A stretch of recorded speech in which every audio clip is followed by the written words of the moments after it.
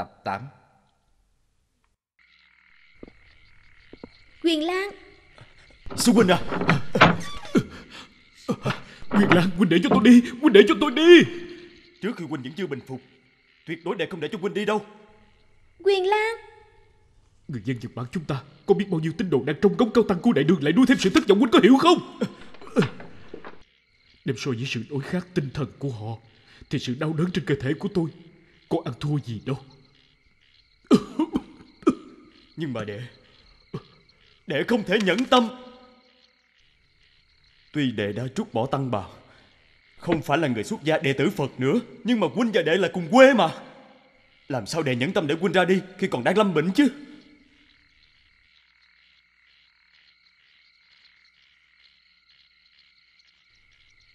Quyền Lan.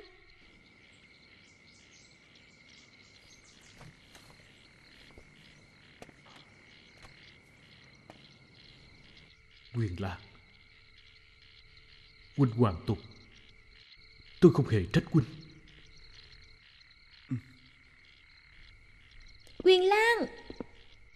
Huynh đi đi. Quyền Lan. Phu nhân, nàng kêu ta hả? Sao chàng tới phòng của thầy Dinh Duệ vậy? Có phải cãi nhau với sư huynh chàng có đúng không? À, chúng tôi đang nói về chuyện quá khứ. Nói chuyện gì của quá khứ? Chuyện về mấy năm về trước, khi tôi, Dinh Duệ, Phổ Chiếu và Quyền Pháp, tất cả 4 người từ Nhật đến Đại Đường học Phật. Khi đó tôi mới 20 tuổi, Dinh Duệ và Phổ Chiếu vẫn chưa đến 30, trẻ khỏe, trong lòng ôm chí lớn. Dinh Duệ và Phổ Chiếu còn đảm nhận nhiệm vụ đến Đại Đường thỉnh truyền giới sư. Sau 10 năm chúng tôi học thành tài, một lòng một dạ muốn trở về Nhật Bản. Họ muốn tìm thuyền để về Nhật Bản cùng với Đại Hòa Thượng, còn tôi muốn chờ đoàn sứ giả lần thứ 10 đến. Nhưng mà là nhân duyên như thế nào, 3 năm sau đó tôi lại gặp Dinh Duệ trên đường đi. Một là kẻ tội nhân của Đại Đường, một là người thương buôn bán ở Giang Nam. Chàng đã hối hận sao? Không có. Tôi chỉ nghĩ một người không có tâm bền vững như tôi đây thì lúc bắt đầu không nên xuất gia học Phật. Sao chàng phải khổ tâm tự trách mình? Nếu như chàng không xuất gia học Phật thì đã không tới Đại Đường, thì sẽ không chạy trốn lên thuyền của thiếp. Chàng không nghĩ thử đi. Bất luận chàng đến Đại Đường với mục đích gì, thật ra đều là vì cùng thiếp hữu duyên thiên lý đến tương hội thôi.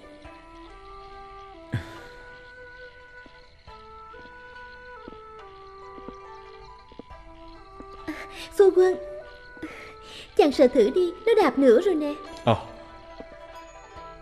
Tu tu tu, đúng không chàng? Nào. Mấy tháng nữa thôi, con của chúng ta sẽ ra đời rồi. Chàng không thấy hạnh phúc sao? Đương nhiên là ta thấy hạnh phúc rồi. Vậy thì chàng đừng đến nghĩ tới những chuyện ngày trước nữa. Tuy ta không phải là một vị tăng tài giỏi gì, nhưng mà lúc mới ta cũng muốn nghiên cứu học hỏi, chuẩn bị mang về Nhật Bản. Nếu như thật sự chàng muốn trở về Nhật, chờ thuyền sứ giả tới, thiếp và con sẽ theo chàng về Nhật luôn. Nàng bỏ được cuộc sống vinh hoa phú quý ở Đại Đường sao? Chỉ cần thiếp có thể sống cùng chàng thì có gì là không bỏ được đâu.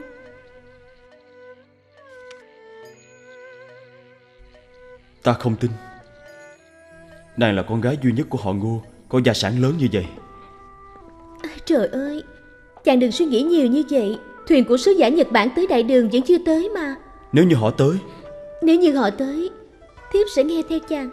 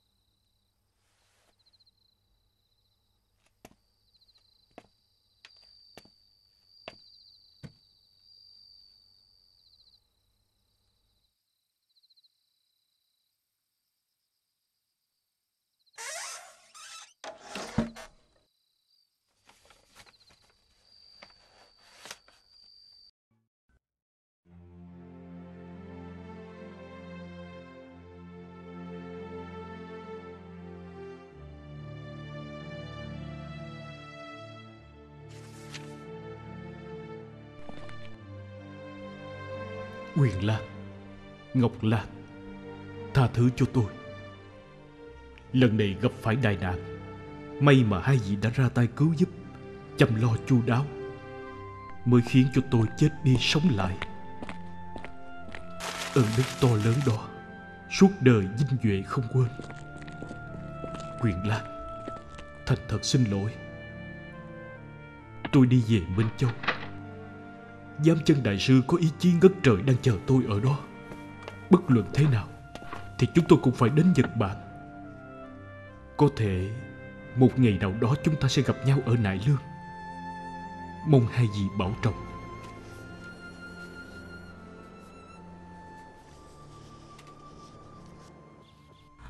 Sư phụ, sư phụ, sư phụ, sư phụ, huynh ấy về rồi, ở bên ngoài.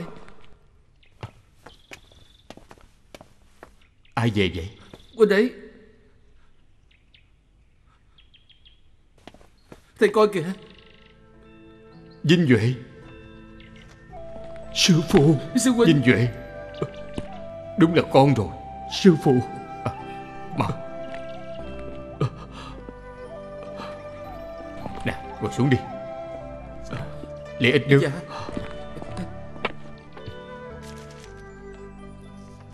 Uống miếng nước đi. Vinh Duệ, làm sao con trở về đây được? Đệ tử khất thực dọc đường để trở về đây. Sư phụ, đệ tử cứ tưởng là sẽ không bao giờ được gặp lại sư phụ nữa. Vinh Duệ, mau đứng dậy. Vinh Duệ, sư phụ làm khổ con rồi. Sư phụ, chỉ cần được cùng sư phụ đến Nhật Bản thì chuyện này có đáng gì đâu.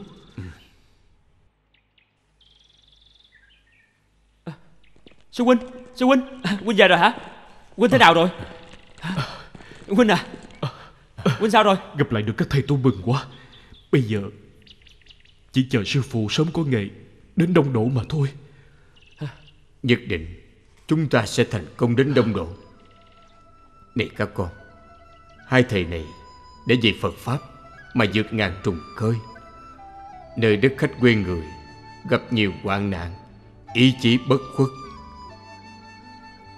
Cho dù 2 lần bị lao ngục, nhưng không hề có ý thoái lui.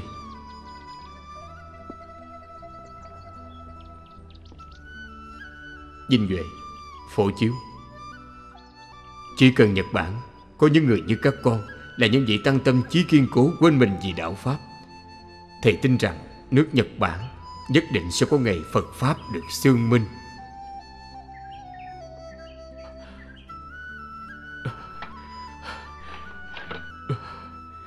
Cảm ơn sư phụ đã hiểu chúng con. Đứng dậy đi. Vinh Duệ, con cứ nghỉ ngơi vài ngày. Còn những việc khác cứ để ta sắp xếp cho. Sư phụ, ý ngài nói chúng ta sắp xuất phát rồi sao? Đúng vậy, chúng ta sẽ xuất phát trong nay mai thôi. Sắp xuất phát rồi. Sắp xuất phát rồi. Hay quá. Bái kiến hòa thượng. Pháp sư gặp sư phụ tôi ở đâu và lúc nào vậy? Lúc trước không lâu ở Việt Châu. Không phải sư phụ của tôi đã đi tới Nhật Bản rồi sao? Ai à, đừng nói nữa. Thuyền của giám chân hòa thượng gặp nạn trên biển, thuyền chìm xuống biển rồi. Cái gì? Cũng may là họ lên được một hòn đảo dã quang, phải sống ở đó mấy ngày mới gặp được thuyền đánh cá. Người dân báo cáo lên quan phủ ở Minh Châu. Sau đó 8 ngày, thuyền của quan phủ mới tìm được họ, đưa họ về đất liền. Thái thú Minh Châu đưa họ về chùa A Dục Dương ở. Vậy sư phụ của tôi bây giờ còn ở chùa Dục Dương không? Đại hòa thượng làm sao có thể sống mãi ở chùa A Dục Dương được, mới ở đó được không bao lâu. Những ngôi chùa ở Triết Đông đều đến mời ngài dạy luật truyền giới. Bận rộn suốt ngày không được nghỉ ngơi gì hết. Vậy làm sao pháp sư lại gặp được sư phụ của tôi? Ngài giảng luật tại chùa Long Hưng ở Việt Châu. tôi đi nghe giảng. Đại hòa thượng còn truyền Bồ Tát giới cho tôi nữa. Pháp sư có biết hiện nay sư phụ của tôi đang ở đâu không? Lúc tôi ra khỏi Việt Châu đi dân du á, tôi có nghe nói là ngài dẫn đệ tử đi đến Hàng Châu, Hồ Châu, Tuyên Châu. Còn hiện nay thì không biết ngài đã đi đâu nữa. Mời pháp sư đi nghỉ ngơi trước. A Di Đà Phật.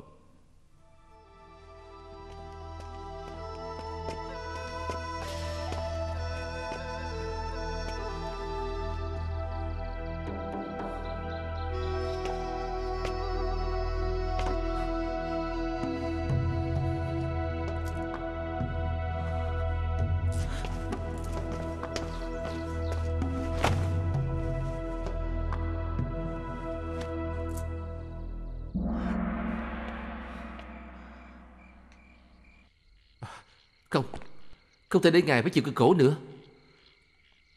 Hôm nay tôi mời các ngài đến đây là để thương lượng xem làm cách nào cứu sư phụ của tôi.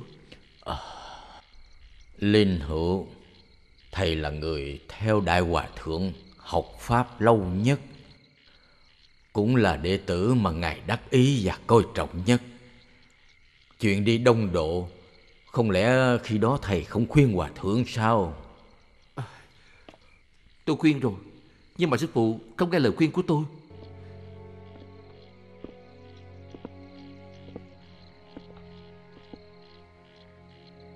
Đến Nhật Bản hoằng pháp đúng là một việc mang ý nghĩa rất to lớn. Nhưng mà triều đình đã cấm chỉ tự ý xuất cảnh, huống là đường xá xa xôi, sóng gió khó lường. Địa vị của sư phụ không thể mạo hiểm được. Không may lỡ có chuyện gì, không những chẳng có ích cho nước Nhật, mà còn là tổn thất không thể bù đắp cho đại đường của chúng ta nữa.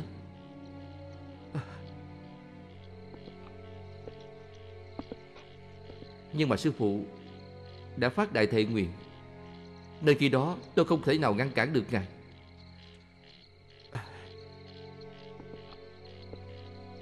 Quả nhiên lần này gặp nạn trên biển, thuyền chìm xuống biển, thập tử nhất sinh. Nếu không được ngư dân và quan phủ ở Minh Châu tương cứu, há chẳng phải...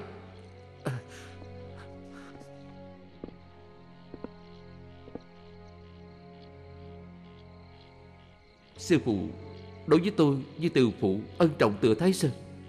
Ngài có lòng từ bi, nghe theo lời lường gạt của hai tên đó, đem sinh mạng ra chiến đấu với biển lớn. Người làm đệ tử, tôi không thể nhắm mắt làm ngơ được nữa. Một người đã 60, công thành danh tự, đạo đời quy tâm, đáng lẽ phải nghỉ ngơi tuổi già. Nhưng mà từ khi thầy ấy phát nguyện sang Nhật tới nay, gặp nhiều tai nạn, chịu khổ vô cùng. Sao phải khổ như vậy? Tôi nghĩ chúng ta sai người tới chùa A Dục Dương, mời Đại Hòa Thượng trở về Dương Châu. Các thầy thấy có được không vậy? Chuyện này... Trời ơi, nếu như sư phụ chịu về Dương Châu thì đâu có ở lại Triết Đông 100 trời như vậy chứ. Chẳng lẽ thầy ấy vẫn không bỏ cuộc, có ý định gì khác? Hay là lại đi Nhật Bản nữa?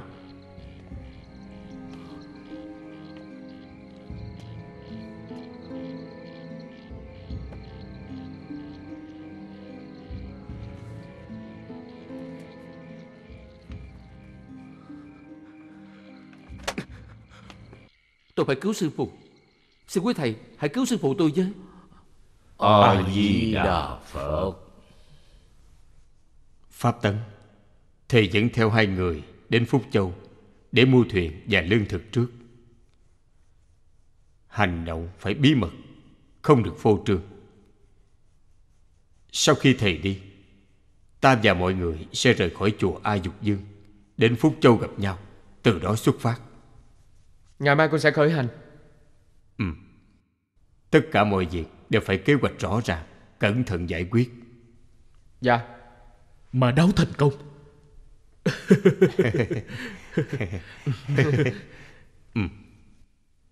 Đi thôi! Đi thôi!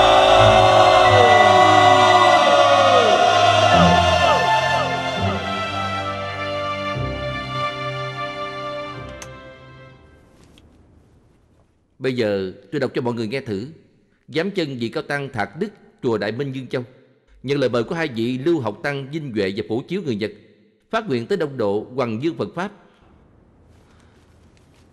2 năm trước, xuất phát từ Dương Châu, thuyền ra biển, gặp phải sóng to gió lớn, thuyền chìm xuống biển. Mọi người thoát lên một hải đảo, không nước không lương thực, chịu sự đói khát 9 ngày 9 đêm. May được Thái thú Minh Châu tương cứu, xếp cho ở chùa A Dục Dương.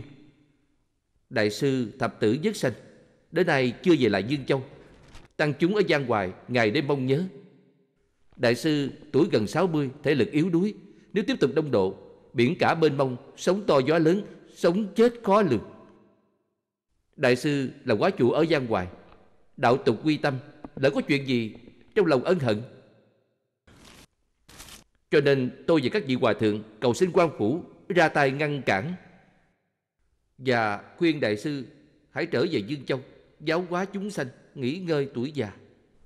Việc hay quá, ngôn từ ý nghĩa sâu sắc, không hổ danh là đệ tử lớn của Giám Chân. Giám Chân đại hòa thượng là quốc bảo, không may lỡ có chuyện gì thì là tổn thất lớn cho đại đường chúng ta rồi. Nè, mau đem đến trình cho quan phủ, càng nhanh càng tốt. Cầu xin Bồ Tát che chở cho.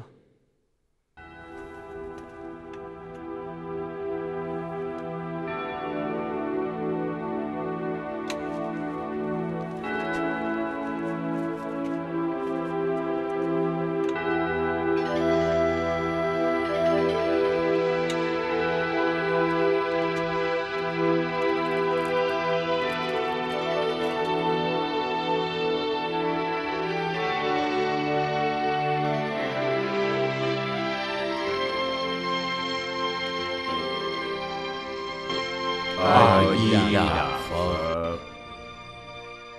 Đây là cáo trạng của các thầy ở Dương Châu, xin đại nhân xem qua.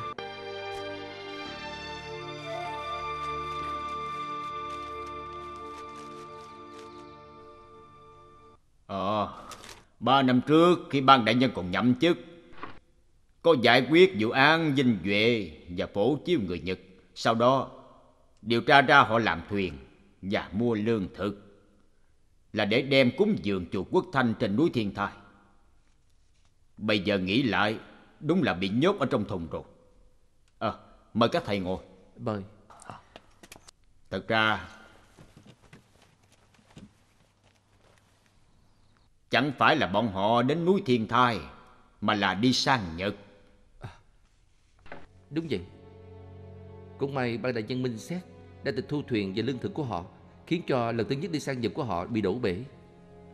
Nếu như biết được hai vị tăng người Nhật đến Dương Châu để mời Giám Chân đại sư sang Nhật, thì ban đại nhân đã sai lính áp giải họ về kinh thành rồi.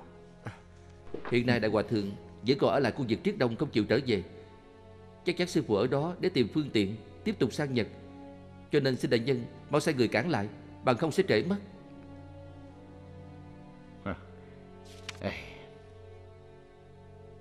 Các vị đại sư không biết đó thôi. Nếu như Giám Chân đại hòa thượng vẫn sống ở phía Triết Giang Phúc Kiến, khu vực đó thuộc về sự quản lý của phòng phỏng vấn Giang Đông, không thuộc quyền quản lý của phủ Hoài Nam. Vậy thì phải làm sao đây? Xin các vị cứ yên tâm. Giám Chân đại hòa thượng là người mà tôi đây rất kính trọng. Tôi cũng chẳng nhẫn tâm để thầy ấy đến nơi đất nước đảo hoang đó.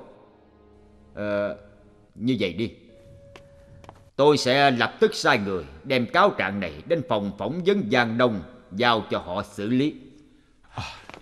Cảm ơn đại nhân.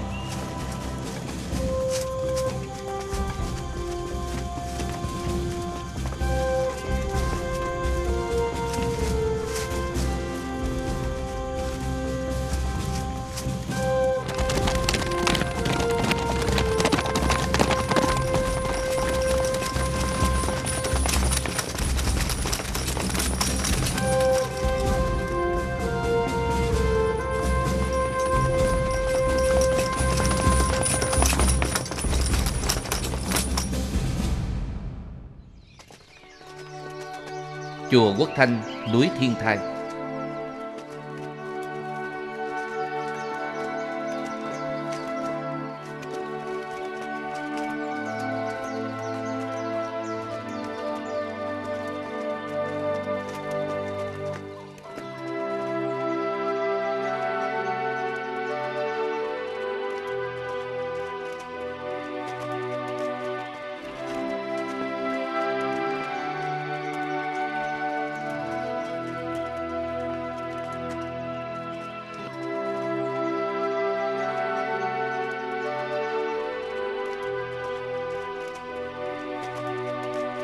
Đại Hòa Thượng, hành lang phía hai bên này đều đã sửa chữa qua. Tam Thế Như Lai trong Đại Hùng Bảo Điện cũng tô lại lớp sơn mới. Mời.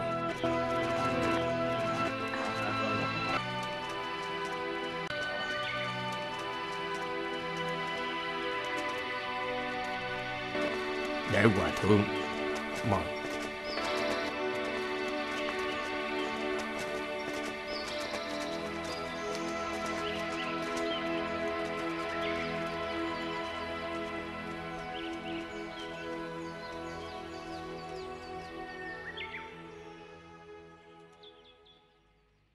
Này các con, tuy trên vai chúng ta mang trọng trách đến đông độ, nhưng mà ở chùa Quốc Thanh trên núi Thiên Thai này không thể không ở lại vài ngày. Các con nhìn xem, điện vũ lầu tháp ở trong chùa Quốc Thanh này kiến thiết không giống mọi nơi. Tượng Phật tô đắp thập phần trang nghiêm. Đây là cơ hội đảnh lễ Phật khó được. Các con phải nên quan sát kỹ để làm vốn sau này sang Nhật còn xây chùa tạo tháp. Dạ sư phụ.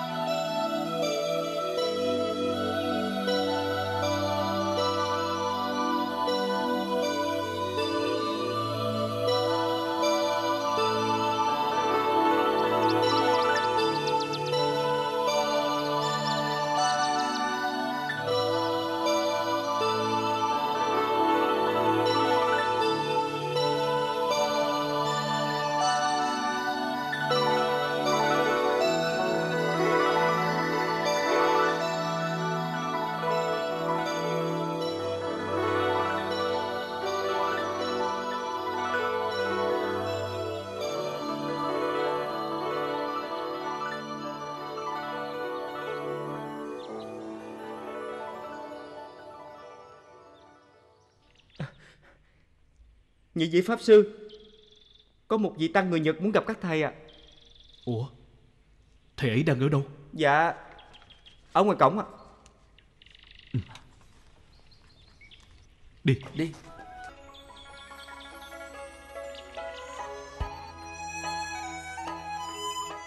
Chính là thầy ấy. Hả? Quyền Pháp. Quyền Pháp. Hay quá. Để coi coi.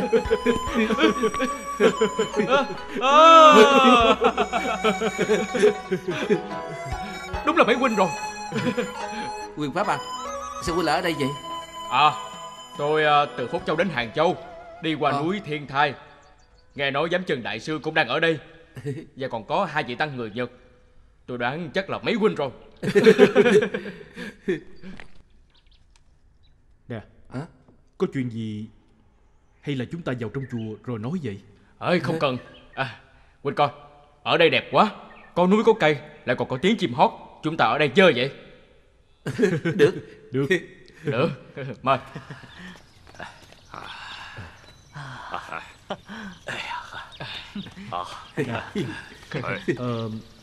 Chúng ta chia tay từ chùa Đại Phúc Tiên ở Lạc Dương đã mấy năm rồi? Để nhớ là vào mùa xuân năm Đường Khai Nguyên thứ 24. Bây giờ là Thiên Bảo năm thứ 4. Trải qua 10 năm rồi đó. 10 năm rồi. Đúng vậy. Phải rồi. Bây giờ chúng ta thành người trung niên rồi đó. Chẳng phải mấy huynh về Nhật rồi sao? Vì sao lại đến đây vậy? Khó mà nói cho hết được.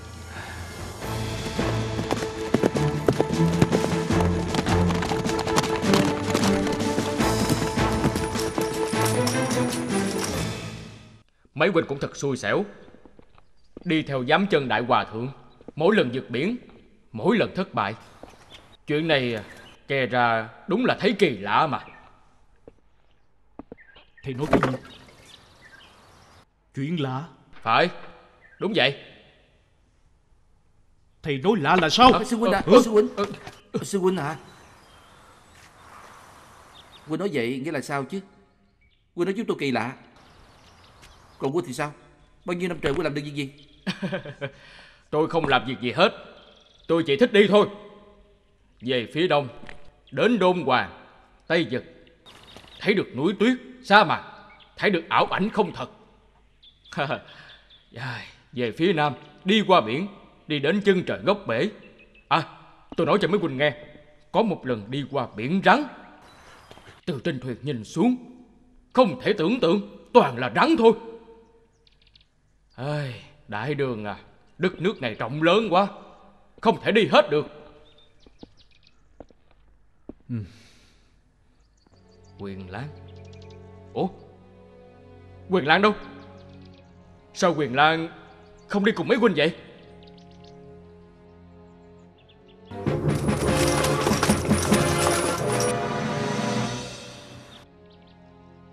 Mấy tháng trước tôi gặp huynh ấy ở Hàng Châu.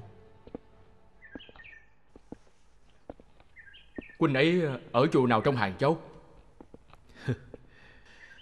Bây giờ thì huynh ấy đã hoàn tục rồi.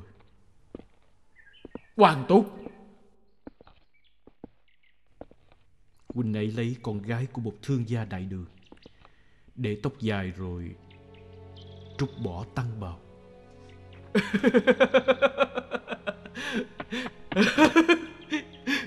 Tên tự tử đó đã làm chuyện như vậy thiệt sao? Tôi thấy huynh ấy không muốn trở về Nhật nữa rồi. Tôi nghĩ chưa hẳn là vậy. Đến khi đó Huynh ấy sẽ có thể dẫn theo vợ con cùng trở về Nhật Bản. Trở về đại quốc nhỏ đó làm gì chứ? Đại đường hay biết mấy, đất đai rộng lớn, quốc gia cường thịnh, cuộc sống bá tánh giàu có. Tôi không muốn trở về Nhật đâu.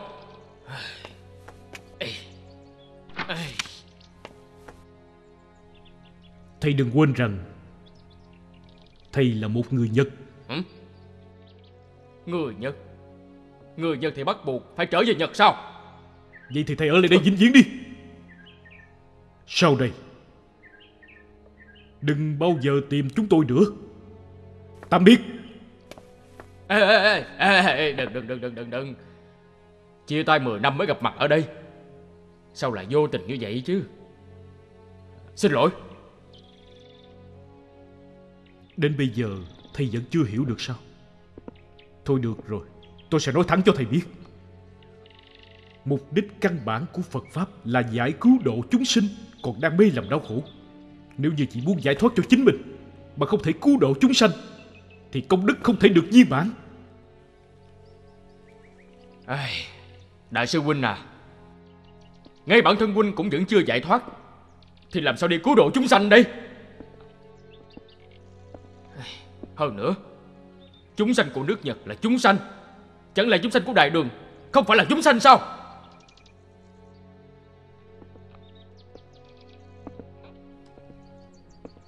Thầy nên biết rằng nước Nhật rất cần chúng ta trở về.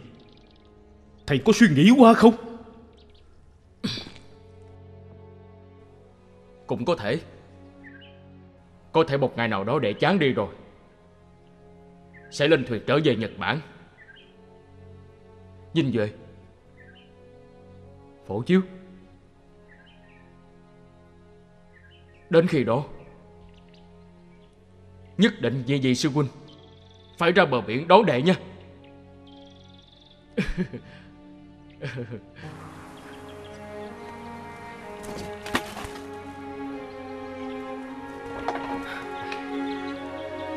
Cáo từ.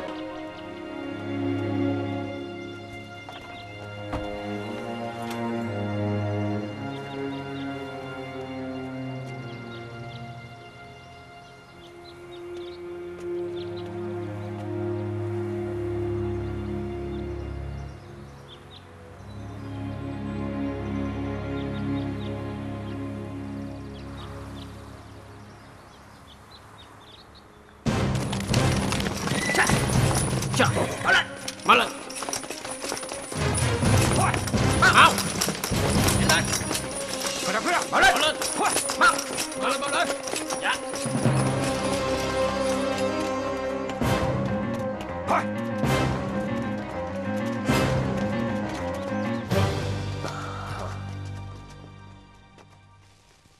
A Di Đà Phật. Đại hòa thượng và mấy người đó đi khỏi khi nào? 3 ngày trước rồi. Họ đã đi đâu? Họ đi đâu thì thật là khó nói. Có thể là đến Hoàng Nham ở, hoặc là trực tiếp đến Vĩnh Gia. Vậy thì họ có nói là họ sẽ đi con đường nào không?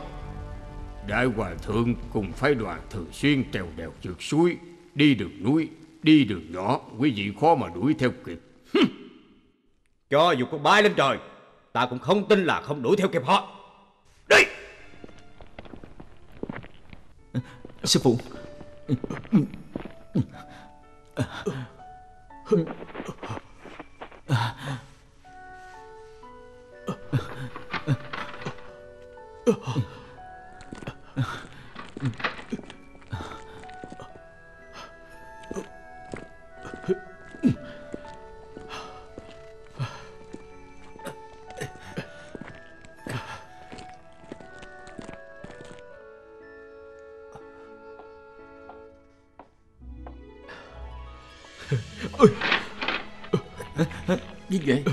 Vinh Duệ, ngươi không sao chứ? Không sao. Tôi không sao. Tôi không sao đâu. Trèo qua núi, vượt qua biển thì có thể về nhà rồi. Nhưng mà huynh đã nghe chưa? Sư phụ nói từ đây đến Vĩnh Gia trên đường đi phải băng qua dãy núi, đường rất khó đi. Sức khỏe của huynh có thể chịu đựng được nữa không? Thầy thấy chưa? Chỉ cần có thể đi phía sau sư phụ, nhất định chúng ta sẽ chịu đựng được đến cùng mà. Được, tốt. Hay quá. Sư huynh, tôi rất khâm phục huynh. Không phục tôi điều gì? Bị hành hạ gần như mất mạng, nhưng mà vẫn nhất định phải mời sư phụ sang Đông Độ. Thân xác bệnh tật như vậy mà vẫn có thể lặn lội giữa rừng núi. Người Trung Quốc của các thầy có câu nói rất hay: người có chí sẽ làm đến việc. Tốt, Tốt.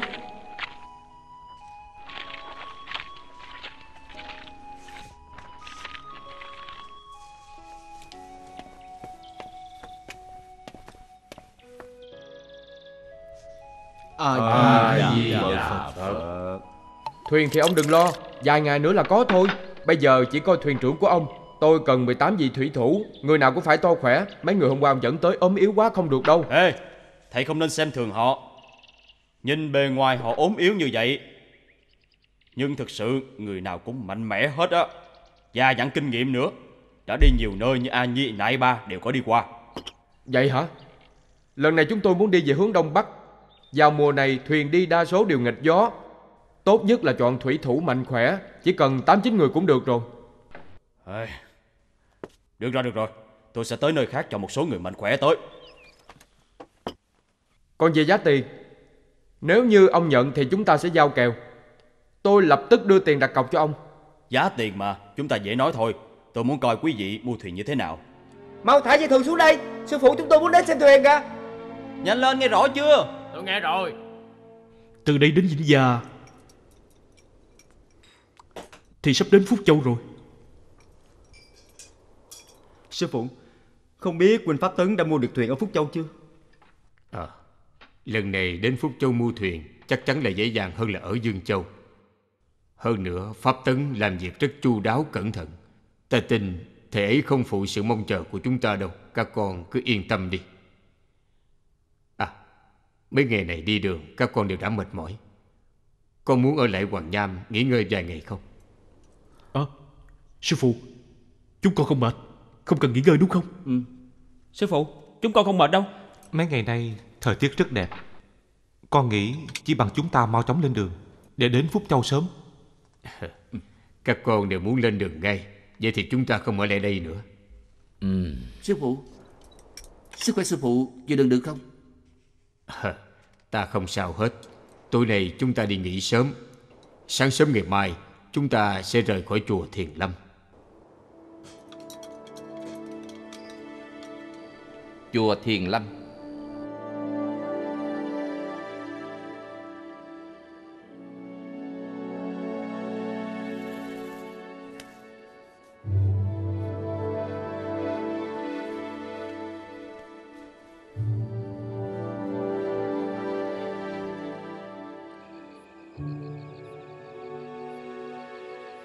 Mau lên, bao dây lại. Dạ. Bao giấy đây. Bao giấy lại.